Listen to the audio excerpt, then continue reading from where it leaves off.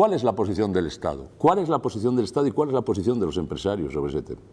Naturalmente, la posición del Estado no es la de restringir un derecho, es el de, por el contrario, aceptarlo y promoverlo. Porque nosotros tenemos un artículo en la Constitución, que es el artículo 9.2 de nuestra Constitución, que compromete a los poderes públicos en un proceso gradual de remoción de las desigualdades económicas y sociales.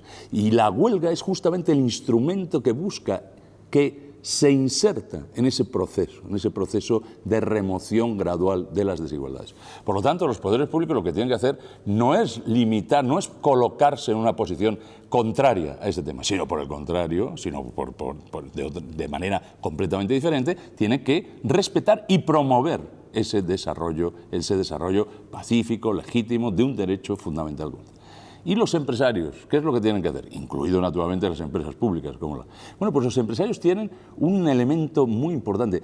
Tienen bloqueados muchos de sus poderes ordinarios. Es decir, un empresario ante una circunstancia extraordinaria, una inundación, tiene unos poderes extraordinarios para poder exigir que los trabajadores realicen, por ejemplo, horas extras para conseguir evitar los daños. Pueden pedir incluso cambios de funciones entre... Es decir, hay toda una serie de exigencias, incluso no ordinarias, sino extraordinarias, que el empresario puede realizar en ciertas circunstancias excepcionales.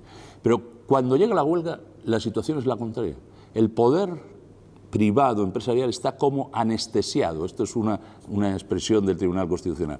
Está en letargo, debe quedarse en letargo. No puede utilizar ni el poder disciplinario, ni el poder de dirección, ni, naturalmente, la amenaza, la coacción, imaginemos, ¿no?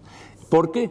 Porque el derecho fundamental de huelga, el ejercicio de ese derecho, implica la paralización de los poderes empresariales.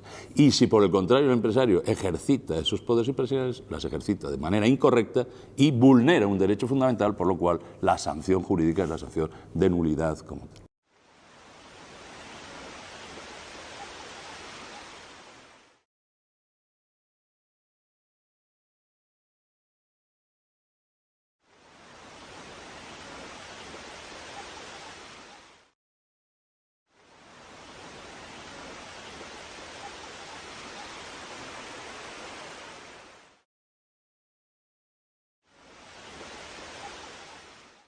Contamos en España con una Constitución que costó mucho llevarla adelante, pero una Constitución donde hay un catálogo de derechos sociales muy importantes, en concreto el derecho de huelga.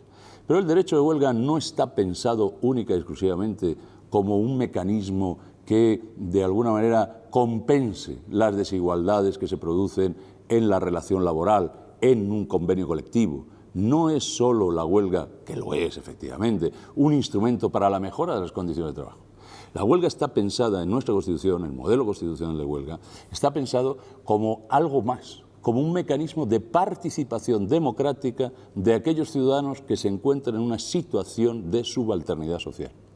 Y que naturalmente tienen, en tanto que ciudadanos, tienen los derechos políticos clásicos de participación política, de acudir a las elecciones, de votar a aquel partido que le parezca más interesante y, por tanto, que forme la voluntad general y que pueda producir las leyes. Pero no basta eso, porque sabe perfectamente la Constitución que la igualdad formal, la igualdad política, los circuitos políticos de representación a través de las elecciones, el circuito político electoral, no basta única y exclusivamente para conseguir una mayor participación, una participación extensa de todos los ciudadanos en el desarrollo económico y social de un país. Para eso está la huelga. Para la huelga tiene, el artículo 28.2 de nuestra Constitución, tiene esa función, una función muy decisiva, la de permitir una participación de unas grandes masas de ciudadanos indicando un proyecto igualitario, un proyecto de sociedad determinada, que no tiene por qué ser en ese momento compartido en el circuito político electoral, pero que naturalmente tiene un valor decisivo, el valor que demuestra la existencia de mayorías sociales por el progreso, por el cambio, por un tipo de relación social diferente de la que en un momento dado se quiere imponer desde la política o desde la economía. Y desde ese punto de vista, por tanto, la huelga general es algo ¿cómo podríamos decirlo? Es una manifestación intensa de vitalidad democrática de un país. Es decir, es todo lo contrario de cómo se puede presentar en un momento dado, un momento de ruptura, es un momento de alteración del orden público. No, todo el mundo sabe, estos son, digamos, viejas formas de mirar el conflicto y, en definitiva, viejas formas de que expresan la hostilidad del conflicto, ¿no? ¿Y esto qué lleva consigo? Pues lleva consigo la participación transversal de todos los trabajadores. Es decir, no solo son los trabajadores que en un momento dado están en un servicio público o que están en servicios esenciales, en donde por otra parte se pacta el mantenimiento de servicios mínimos, etc. No se trata solo de que son los trabajadores públicos los que están, digamos, urgidos a participar. No, somos todos la ciudadanía. Toda la ciudadanía, porque la gran parte de nosotros somos, como es natural, personas que nos encontramos en una situación de subalternidad social. Es decir, que tenemos menos poder para poder determinar nuestro destino que aquellos que detentan el poder económico. Y la huelga es una forma de manifestar esa posibilidad de participar y de ir a avanzar hacia adelante. Desde el punto de vista del jurista, ¿no? Y nosotros como juristas estamos muy acostumbrados a hablar desde ese punto de vista, ¿no? Naturalmente podríamos traer a colación las sentencias del Tribunal Constitucional, la interpretación del Tribunal Constitucional sobre el modelo de huelga, entendiendo que, como he dicho, que la huelga no se limita, no se ciñe al perímetro del convenio colectivo, ni al perímetro de una profesión o un sector, sino que en definitiva la huelga es la huelga de los trabajadores en cuanto tales, es decir, en cuanto miembros de una clase social, de una determinada.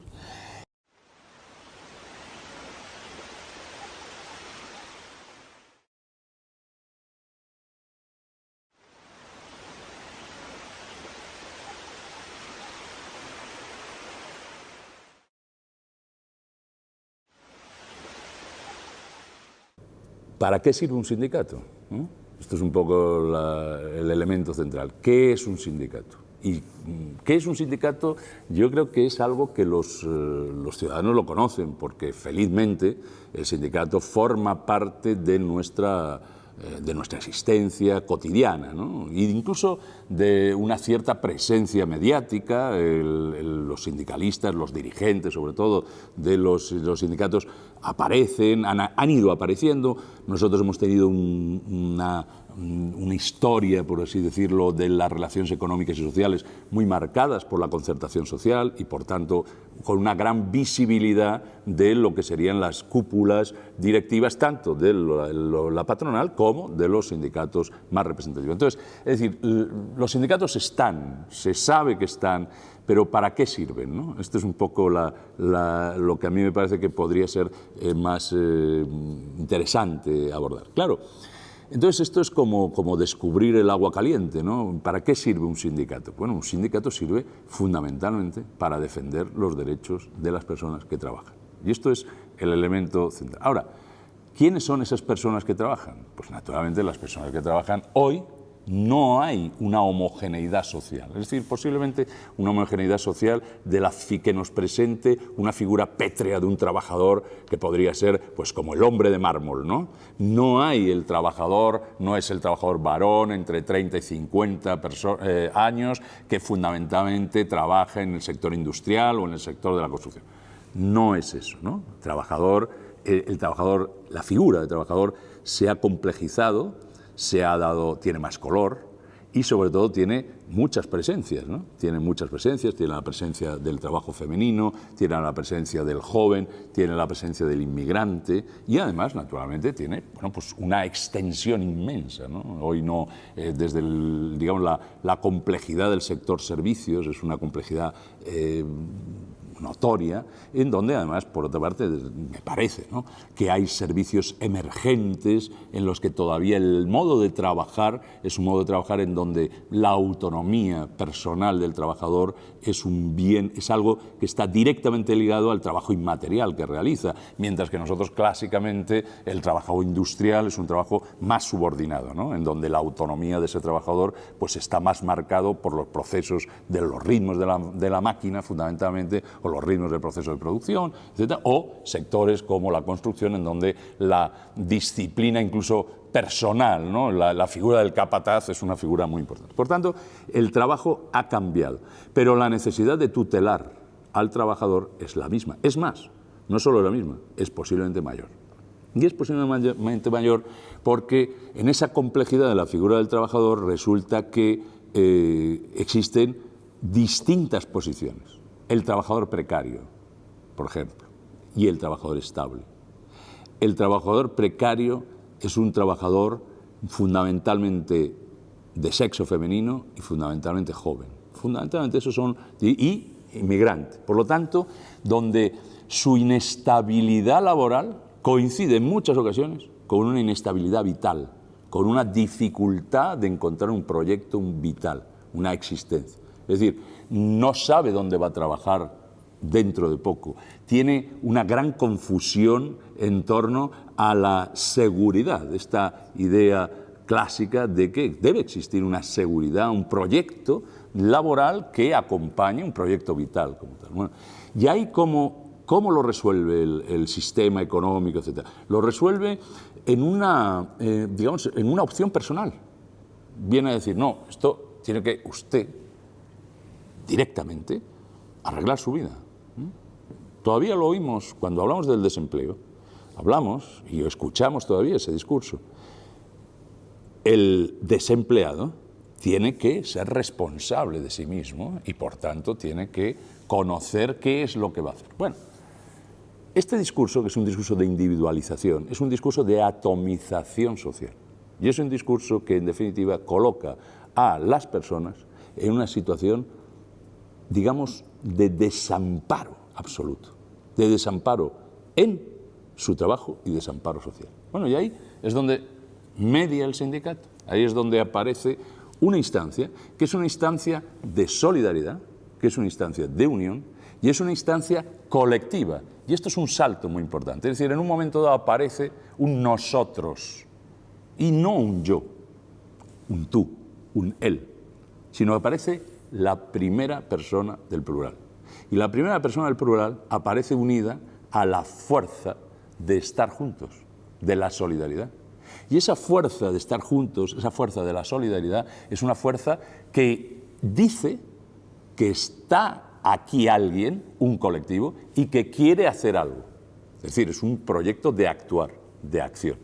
Y por lo tanto, esa idea de la colectividad implica que yo pueda subir la estatura de mi fuerza contractual, gana.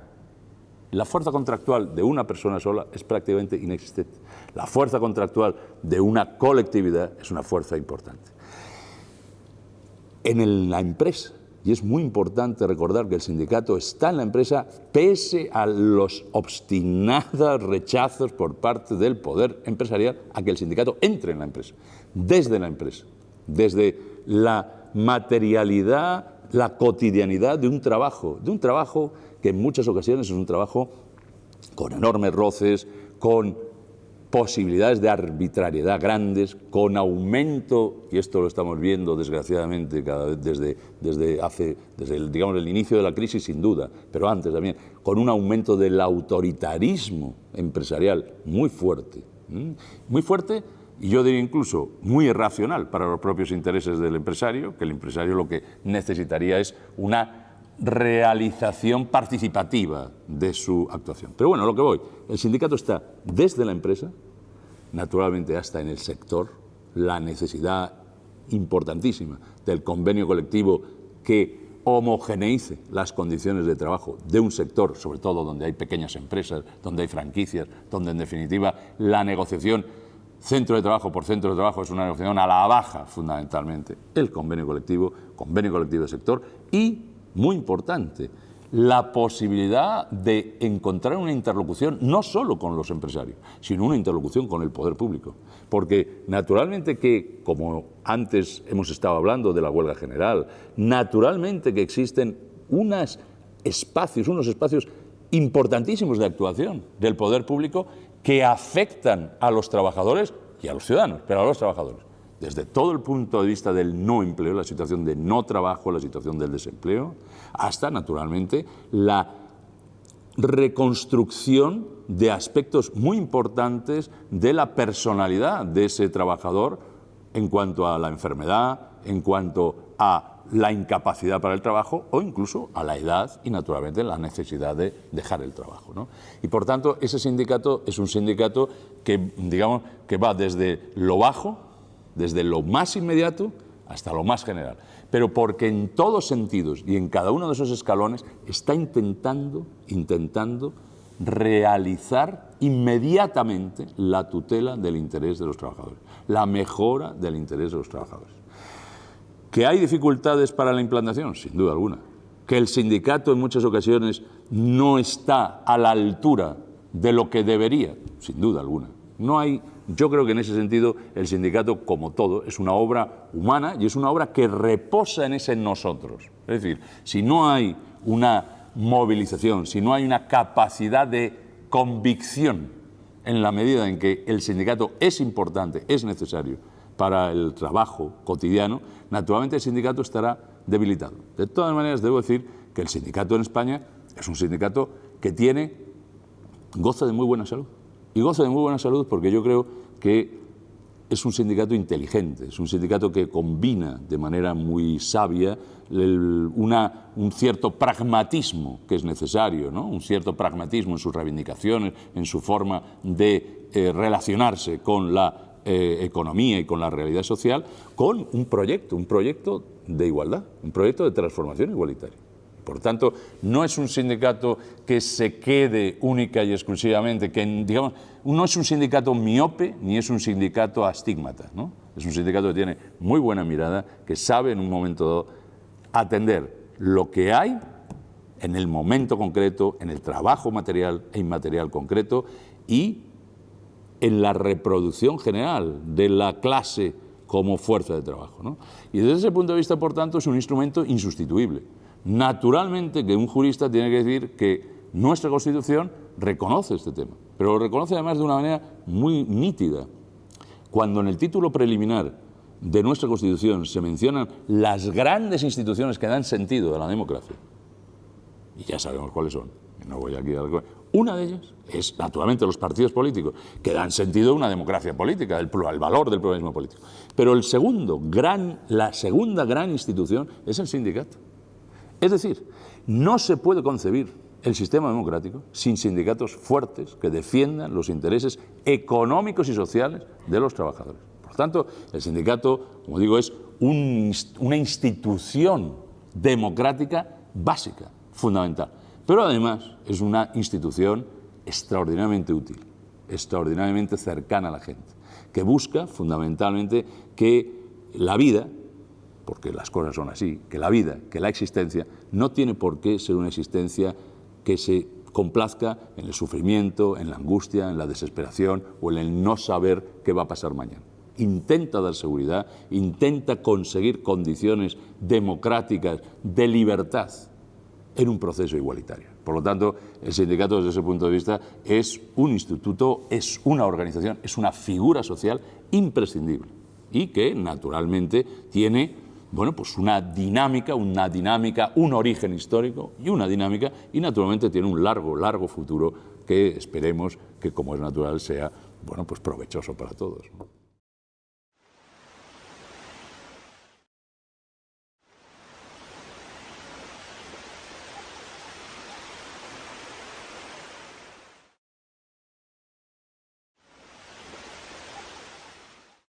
A mí me gustaría preguntarme y responder a la siguiente pregunta. ¿Cuándo se puede hacer una huelga general? ¿Cuál es, en definitiva, el momento que está recomendado para utilizar ese gran instrumento, que es el tema de la huelga general? Hay una agresión general a lo que son el interés de los trabajadores en cuanto tales. De tal manera que quiero recordaros que en un momento dado esto se ha hecho en tres movimientos. Es un uso antisocial de las medidas anticrisis. El primer movimiento, recorte de gasto social, recorte de los funcionarios.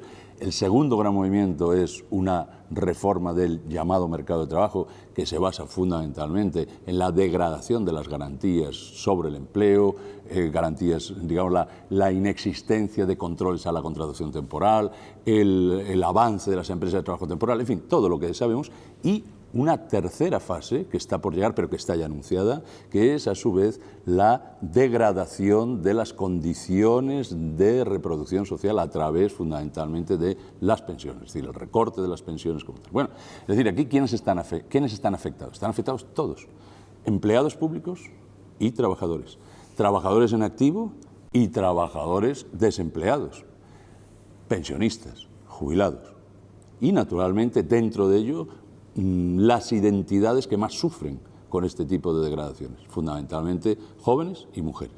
Es decir, desde ese punto de vista, cuando hay una agresión grande, cuando hay una agresión, digamos, que afecta globalmente a todos los trabajadores, para eso está la huelga general, para demostrar una respuesta contundente en nombre de y en representación de todos los trabajadores. ¿Y quiénes son, naturalmente, los intérpretes de ese interés general? Los sindicatos más representativos.